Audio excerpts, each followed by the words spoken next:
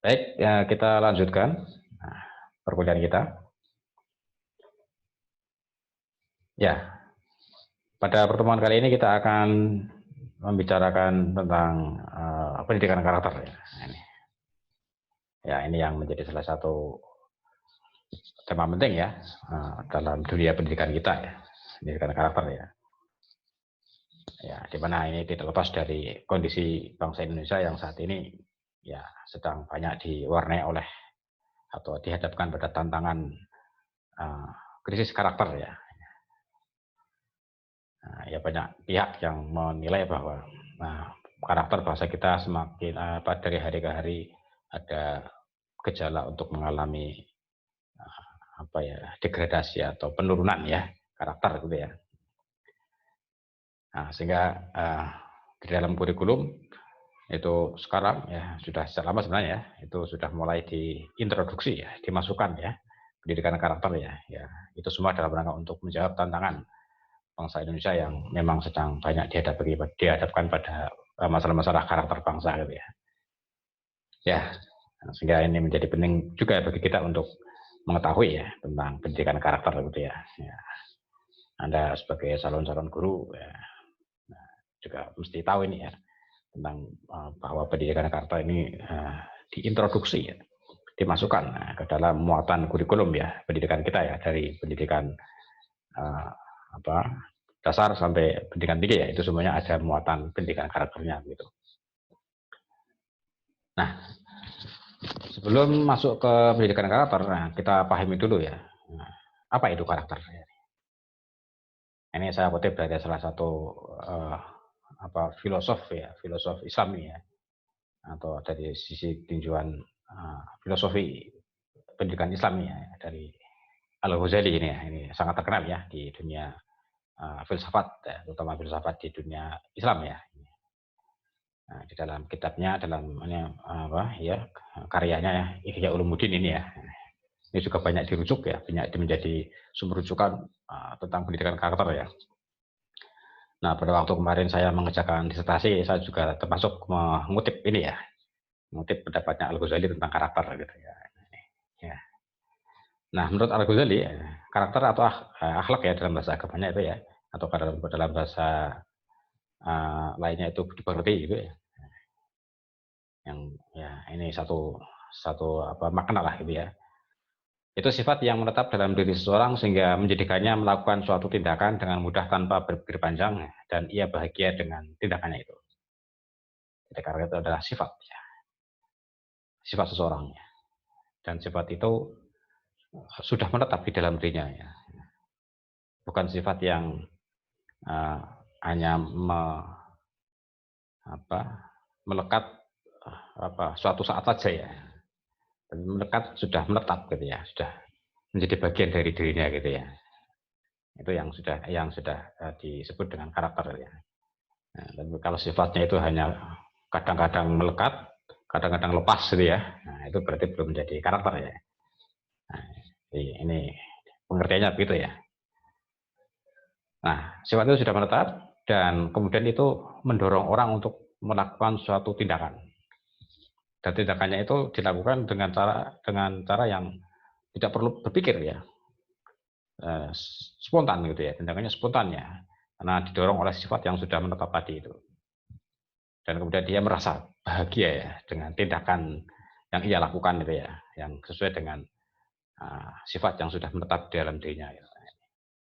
Ini karakter menurut Imam Al-Ghazali gitu ya. Nah, contohnya apa misalnya ya? Misalnya kita sudah memiliki sifat yang sabar gitu ya. Sifat sabar sudah menetap dalam diri kita gitu ya. Nanti sudah menjadi sifat ya yang menetap gitu ya. Sehingga setiap kondisi apapun kita dihadapkan pada kondisi yang berbeda-beda pun ya kita akan tetap memiliki kesabaran gitu ya. Ini berarti sudah bersifat menetap gitu ya. Dan kita dengan sifat itu kemudian dihadapkan dari suatu masalah, kemudian kita melakukan tindakan yang proporsional gitu ya, yang tidak berlebihan, ya, yang tetap dalam koridor kesabaran itu tadi, dan kita senang, kita gembira dengan kita bahagia melakukan tindakan itu. Nah, itu berarti kita sudah memiliki karakter ya, sabar gitu ya. Ya itu ya sekalipun manusia akan menghadapi fluktuasi itu ya, perubahan-perubahan yang dari waktu ke waktu barangkali ada perbedaan gitu ya. Tapi bahwa sifat itu lebih banyak menetap dalam diri seorang ya. Tidak hanya melekat 1-2 kali saja ya. Nah, jadi kita menghadapi berbagai masalah, satu masalah sabar. Dalam masalah-masalah yang lain ternyata banyak tidak sabarnya gitu. Nah, ini berarti belum jadi sifat yang menetap gitu. Nah ini gambarannya itu ya.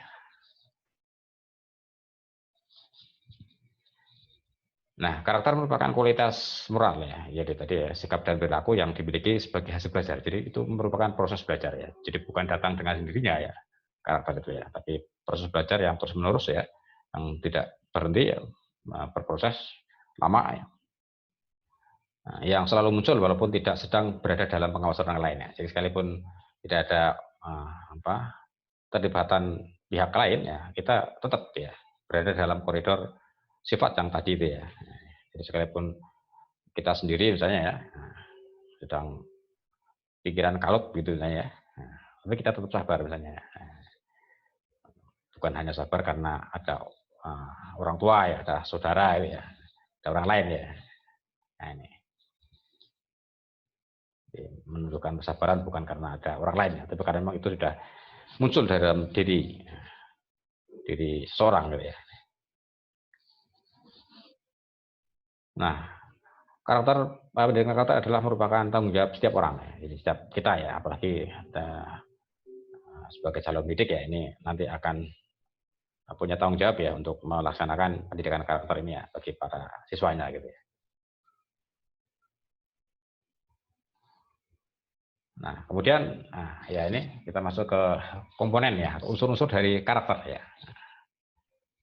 Nah, ini ada beberapa unsur dari karakter itu ya. Yang pertama adalah unsur pengetahuan tentang karakter ya. Nah, pengetahuan ini berkaitan dengan pemikiran ya. Pemikiran ya, berpikir ya. Karena pengetahuan itu melibatkan ranah berpikir ya. Jadi kita tahu ya tentang sebuah karakter itu. Nah, misalnya kita tahu tentang karakter peduli ya. Peduli kan tahu ya kita ya. Peduli itu apa sih? Ya pengertiannya misalnya peduli ya. Ada orang lain ada masalah, kemudian kita merasa ikut merasakan ya dan melakukan tindakan-tindakan yang sedikit banyak atau ya paling tidak bisa sedikit meringankan ya masalahnya ya. Ini berarti kita tahu oh itu peduli ya. Peduli itu seperti itu toh pengertiannya gitu ya. Ini tapi ini masih dalam sebatas pengetahuan ya. Pengetahuan tentang karakter ya, karakter peduli tadi ya. Nah, berikutnya nilai-nilai ya. Di dalam suatu karakter itu ada nilainya, ada nilai yang mendasari ya. Nah, mengapa misalnya orang kok punya karakter peduli? Apa nilai-nilai yang mendasari? Ya, bisa jadi dari nilai ini banyak sumbernya ya, dari berbagai sumber ya. Nah, bisa dari sumber nilai-nilai agama misalnya, ajaran agamanya mengajarkan bahwa ketika ada orang yang mengalami kesulitan, maka ya dianjurkan untuk membantu gitu ya, untuk peduli gitu ya. Sebaik-baik manusia adalah yang bermanfaat bagi manusia lain, misalnya itu ya, ada nilai-nilai seperti itu ya dalam ajaran agama ya. Maka itu adalah nilai ya, yang mendasari sebuah karakter gitu.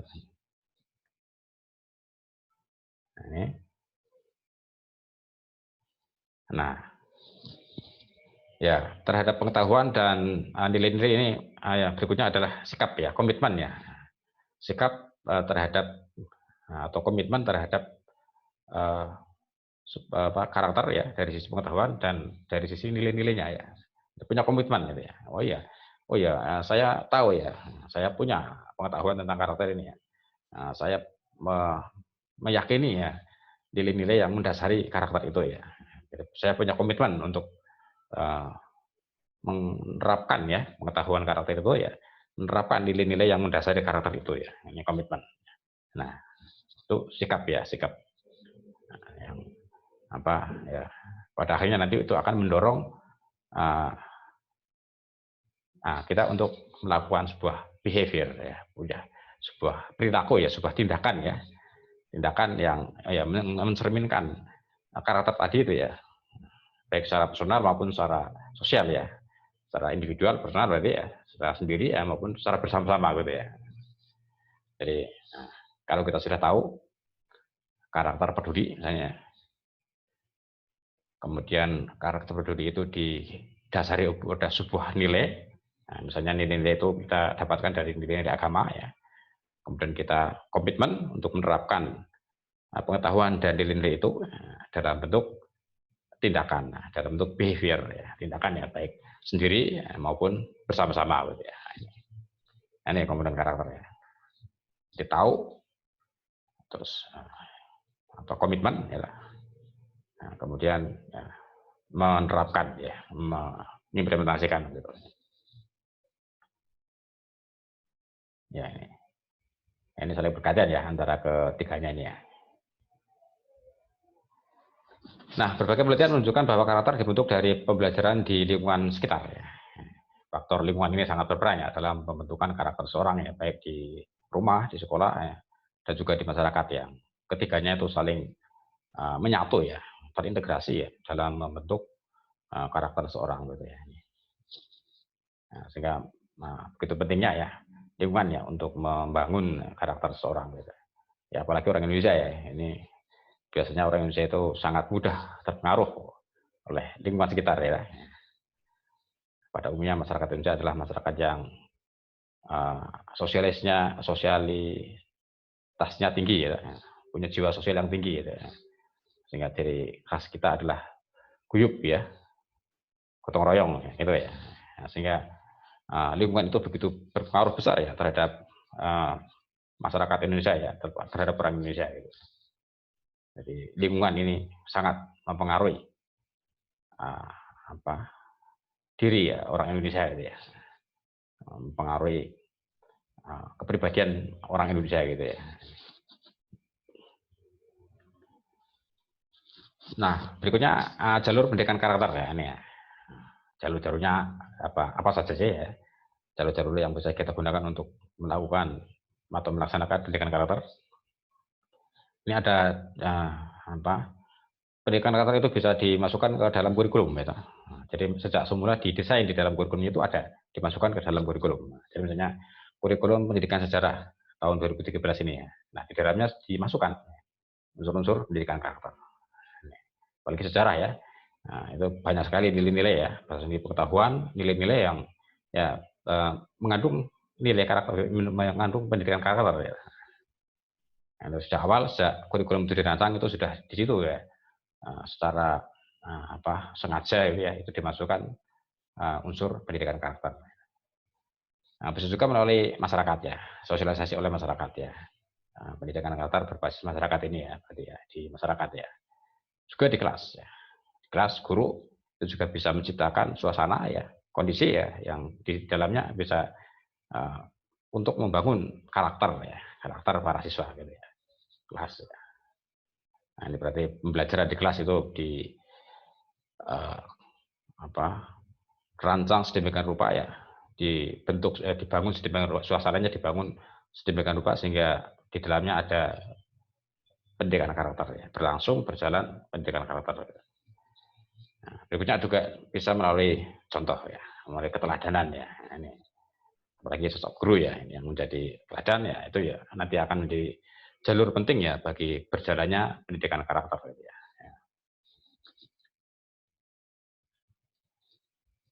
Nah, berikutnya cara mengembangkan karakter. Nah, bagaimana ini caranya? Nah, tadi komponennya sudah, terus jalur-jalurnya sudah. Ya. Ini sekarang bagaimana caranya? Nah, ini sedikit ya renungan sejarah ya, bangsa kita yang dulu pernah menjalankan pendidikan karakter ya. Ini dulu ada program yang namanya program P4 ini ya, program penataran pengalaman penghayatan Pancasila ini P4 ya. Ini Anda agak mengalami ya. Ini saya mengalami dulu ya, dari SD sampai perguruan tinggi ada penataran P4 ini ya, pedoman penghayatan pengamalan Pancasila ini. Ini dulu pendidikan karakter model ini dulu pernah ada ya. Kemudian juga ada model pendidikan budi pekerti ya. Nah, ini dengan cara Pak Guru melakukan pendidikan karakter kepada anak dengan cara ini ya. Nah, ini gambarnya beginilah ini. Guru memegang ini ya, apa namanya kalau Jawa ini gitu ya. Pentungan ini ya. Ngasih tahu ke siswa ya, kamu kalau berpakaian harus rapi misalnya ya. Oh siap Bu. Nah, dengan instruksi gitu ya. Instruksi dan ya ini dengan ada ya bisa dikatakan ini ancaman gitu ya. Kalau nggak menurut sama gurunya ya bisa kena hukuman ini ya. Nah ini model-model yang dulu pernah kita jalani ya sebagai bangsa Indonesia ya. Nah ini secara umum ini lebih banyak diwarnai oleh ranah kognitif ya. Jadi pengetahuan karakter saja ya. Sehingga karakter itu lebih banyak dihafal, ya, diketahui saja ya. Hanya ranah pengetahuan saja yang lebih banyak dilakukan nanti ya. Sehingga P4 dulu dihafal itu, butir-butir Pancasila itu hafal gitu ya. Terus dalam mata pelajaran budi pekerti juga begitu ya. Banyak karakter, jenis-jenis karakter, tapi hanya dihafalan saja gitu ya. Bagaimana prakteknya, bagaimana implementasinya ya, itu belum banyak dilakukan gitu ya. Sehingga kalau sekarang ini ya sudah kurang relevan ya. Kalau siswa sekarang disuruh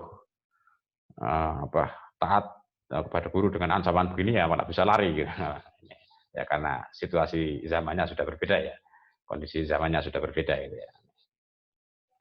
Ini gambaran pendidikan karakter kita di masa lalu ya. Refleksi sejarah ya. Nah, ya di masa lalu yang seperti itu sekarang sudah kurang relevan ya. Nah, sehingga sekarang lebih banyak dikembangkan ya prinsip-prinsip pendidikan karakter yang lebih kekinian gitu ya, yang lebih relevan dengan situasi zaman sekarang ya. Nah, sehingga saat ini dikembangkan prinsip-prinsip pendidikan karakter yang ya lebih cocok lah gitu ya. Yang pertama adanya role model. Role model itu artinya teladan, contoh gitu ya. Jadi ketersediaan role model. Jadi pendidikan karakter ini bertumpu pada keteladanan gitu ya. Pada contoh-contoh ya dari orang-orang dewasa ya, dari tokoh-tokoh masyarakat ya, dari para pendidik, para guru ya. Ini mesti menjadi teladan ya, menjadi panutan bagi murid-muridnya dalam hal karakter ya. Kemudian dilakukan secara terus menerus ya. Jadi continue terus menerus ya. Tidak hanya 1-2 hari ya. Tapi ya bisa berlangsung bertahun-tahun ya, bahkan berpuluh tahun ya. Nah, sehingga sekarang dari pendidikan karakter itu dari SD sampai perguruan tinggi itu terus ada gitu ya, masih ada terus ya. Ya karena pendidikan karakter itu pendidikan yang tidak pernah berhenti ya, yang terus menerus ya. Yang itu bukan hanya diajarkan saja ya. Bukan hanya dikasih tahu saja ya, bukan hanya diberi pengetahuan saja tentang karakter ya. Tapi ditanamkan, diinternalisasikan ya. Jadi agar karakter itu menjadi bagian ya, yang melekat melekat ya dalam diri seseorang ya, maka itu harus diinternalisasikannya, bukan hanya diajarkan gitu ya, ditanamkan ya. Nah, bagaimana cara menanamkan karakter itu? Bisa melalui latihan, kemudian melalui refleksi-refleksi ya, perenungan-perenungan ya. Jadi karakter ya, melalui latihan-latihan gitu ya. Ya, seperti dalam dunia olahraga lah ini ya. Karakter itu ibaratnya seperti di dunia olahraga ya. Dunia olahraga kan latihannya itu luar biasa ya. Jadi untuk membentuk sebuah karakter pemain dengan karakter tertentu, maka itu latihannya terus menerus ya, continue ya. Pagi ya, latihan, siang latihan lagi, sore latihan lagi, ya. Bahkan mungkin malam latihan lagi, ya. Terus menerus ya. Dan itu berhari-hari ya, berbulan-bulan ya, bahkan bertahun-tahun ya, sehingga terbangunlah sosok karakter seorang atlet olahraga misalnya. pemain bulu tangkis siapa misalnya sekarang ya, yang terkenal ya, Jonathan Christie misalnya, dengan tubuh yang atletis seperti itu kan tidak terbentuk seketika ya, itu baru dari sisi fisik ya, karakter fisiknya ya. Nah, dengan karakter fisik yang yang atletis begitu ya, yang lincah gerakannya, yang keringan gerakannya ya. Nah, itu kan prosesnya lama sekali, bahkan sejak kecil gitu ya, sejak kecil sampai sekarang terus melatih fisiknya ya, sehingga punya ciri khas ya, karakter fisik yang seperti itu ya. Itu baru dari sisi karakter fisiknya ya, belum dari sisi mentalitasnya ya, dari mental bertandingnya ya, dari refleksnya ya, dari sikapnya ketika bermain ya, bertanding gitu ya. Jadi behaviornya ya, jadi perilakunya ketika bertanding ya.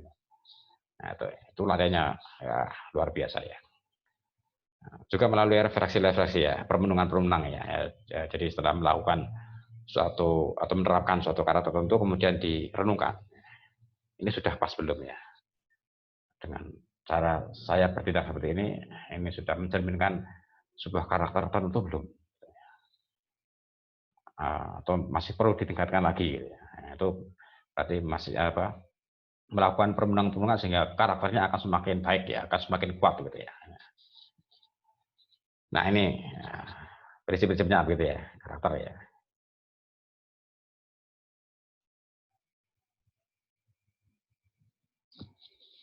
Nah ini beberapa arena ya, arena pendidikan karakter ya, bisa di keluarga, bisa di sekolah ya. Di keluarga melalui asuhan orang tua ya, keluarga ya. Melalui pola asuh keluarga ya, ini juga akan membangun karakter ya. Nah, pola asuh keluarga yang demokratis ya, yang memberikan kesempatan kepada anggota keluarganya untuk mengembangkan diri gitu ya. Itu akan lebih memungkinkan karakter seorang itu akan mudah berkembang ya. Jadi tidak melalui instruksi-instruksi saja gitu ya. Sehingga seorang anak misalnya itu melakukan suatu tindakan karena takut ya. Nah, tapi ini karena kalau dengan pola asuh yang demokratis yang artinya memberikan kesempatan kepada setiap anggota keluarga untuk mengembangkan karakternya ya, maka ini akan muncul karakter yang lebih karena faktor kesadaran diri gitu ya. Ya walaupun tidak lepas dari faktor pengaruh luar ya, tapi bahwa kemudian karakter itu melekat ke dalam dirinya itu lebih banyak atau lebih didorong ya karena faktor internal ya, faktor diri sendiri gitu ya, kesadaran diri gitu ya. Ini faktor keluarga ya. Saya juga di sekolah ya, melalui pengembangan skill ya, keterampilan capaian hidup gitu ya. Nah, sekolah ini biasanya melalui pengembangan life skill gitu ya, soft skill gitu ya ini. Nah itu biasanya bisa dilakukan baik kurikuler ya maupun ekstrakurikuler maupun kokurikuler ya bisa ya. Nah waktu saya penelitian di Solo ya, dulu di SMA di Solo itu ya, tentang pendidikan karakter itu ada satu sekolah yang menerapkan pendidikan karakter itu melalui kegiatan ekstrakurikuler. Nah, itu ekstrakurikuler sepak bola ya. Nah, jadi di kelas itu ada tim sepak bola. Nah, setiap tim sepak bola ini, sekolah ini diundang bertanding di luar ya, itu semua anak-anak supporternya itu ikut mendukung. Ya. Nah, di stadion ya bertanding ya. Nah, ketika bertanding itu guru akan mengamati ya, bagaimana karakter anak-anak ketika bermain, yang bagi pemain itu yang bermain ya, bagaimana yang supporter itu mendukung ya, mensupport ya yang sedang bermain ya. Nah, itu nanti akan dinilai ya. Bagaimana karakter yang dimunculkan mereka ketika itu. Nah, nanti kalau misalnya ada siswa yang melakukan tindakan-tindakan yang ya mencerminkan karakter yang tidak baik, wah nanti itu bisa memengaruhi nilainya di sekolah gitu ya. Nah, jadi kalau ada siswa yang misalnya nyeletuk ya kata-kata yang tidak baik ya waktu menjadi supporter itu, wah itu nanti akan dinilai oleh gurunya ya. Nah, akan diketahui ya, dan itu akan bisa berdampak pada nilainya di sekolah gitu. Wah, ini berarti melalui ekstrakurikuler ya. Nah, bisa juga melalui kegiatan kokurikuler ya, kegiatan-kegiatan yang mendukung ya akademik di sekolah ya, atau bisa juga menjadi melalui hidden kurikulum. Jadi melalui kurikulum tersembunyi. Artinya kurikulum yang kurikulum pendidikan karakter yang tidak secara tertulis ya ada dalam kurikulumnya, tapi itu bisa dilakukan. Misalnya sejarah ya, di materi sejarah itu tidak ada unsur karakter ya, dari sebuah materi ya, materi sejarah itu tidak ada unsur karakternya ya, tapi guru bisa memasukkan unsur pendidikan karakter itu. Itu namanya hidden kurikulum ya, kurikulum tersembunyi. Nah, jadi misalnya guru sedang menjelaskan materi tentang manusia purba ya, manusia purba ya. Nah, di dalam kurikulum yang resmi, yang tertulis itu tidak ada ya. Ini karakternya apa ya? Yang pendidikan karakter yang harus diajarkan itu apa ya? Nah, sekalipun tidak ada kewajiban guru harus mengajarkan pendidikan karakter untuk materi manusia purba ya, tapi guru bisa memasukkan di situ nilai karakter ya, yang terkandung dalam materi manusia purba. Itu namanya hidden kurikulum ya. Nah, bahwa manusia purba ini punya karakter yang pantang menyerah ya, tangguh gitu ya. Nah, karena mereka dihadapkan pada tantangan hidup yang berat itu ya. Nah, itu hidden kurikulum. Nah, ini kita contohkan dua ya, antara di keluarga dan di sekolah ya. Nah, inilah dari arena-arena ini akan nanti siswa akan tahu ya, punya moral knowing ya, punya pengetahuan tentang moral ya, tentang sebuah karakter ya. Kemudian punya rasa memiliki terhadap karakter tersebut ya. Nah, karena merasa sudah tahu, merasa memiliki, maka kemudian akan diterapkannya dalam bentuk aksi ya, dalam bentuk tindakan. Nah, ini tadi sudah itu ya, yang tiga komponen karakter ya, pengetahuan, sikap ya, sikap merasa memiliki, dan kemudian tindakannya gitu ya.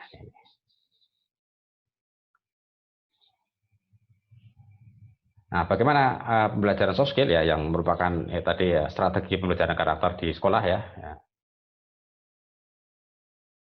Nah, ada beberapa cara ya, tadi ya, ini melalui keteladanan, melalui role model ya. Jadi bagaimana misalnya sosok guru ya, kepala sekolah ya di sekolah itu menjadi role model, menjadi panutan ya, menjadi teladan gitu ya. Dalam hal disiplin, dalam hal inisiatif ya, dalam hal kepemimpinan ya, dalam hal bertutur kata yang santun ya, itu nanti semua akan berpengaruh terhadap siswanya ya, karena akan menjadi contoh ya. Dan juga bisa melalui pesan-pesan moral ya, melalui pesan kata-kata gitu ya misalnya, melalui kata-kata bijak ya, melalui cerita-cerita ya yang mengandung karakter tertentu ya, apalagi sejarah ya. Sejarah sangat potensial ya untuk pendidikan karakter ya, karena banyak cerita sejarah ya, terutama cerita-cerita dari para tokoh-tokoh sejarah kita ya, dari para pahlawan nasional misalnya itu ya sangat bisa ya digunakan untuk pembelajaran karakter ya. Nah, dan juga tadi itu ya melalui hidden kurikulumnya. Nah, ini jadi besok kalau Anda jadi guru ya, mendidik anak siswa ya dalam karakter ya, bisa dengan memberi contoh gitu, bisa dengan bercerita ya, dengan kata-kata ya yang bijak ya, dengan pesan-pesan ya yang mengandung karakter ya atau moral ya. Nah, bisa juga dengan memasukkannya ke dalam materi sejarah ya, yang walaupun di situ tidak ada materi karakternya, tapi guru bisa memasukkan pendidikan karakter. Nah, ini ya, jadi dengan menyisipkan ya karakter dalam pembelajaran. Gitu ya. Ya, begitulah para siswa ya. Nah, pembahasan kita tentang pendidikan karakter ya. Mudah-mudahan bisa memberi cakrawala bagi kita mengenai bab ini ya, dan bisa menjadi bekal bagi kita untuk menekuni ya dunia pendidikan ini yang ya tidak lepas dari pendidikan karakter gitu. Ya, baiklah, terima kasih. Assalamualaikum warahmatullahi wabarakatuh.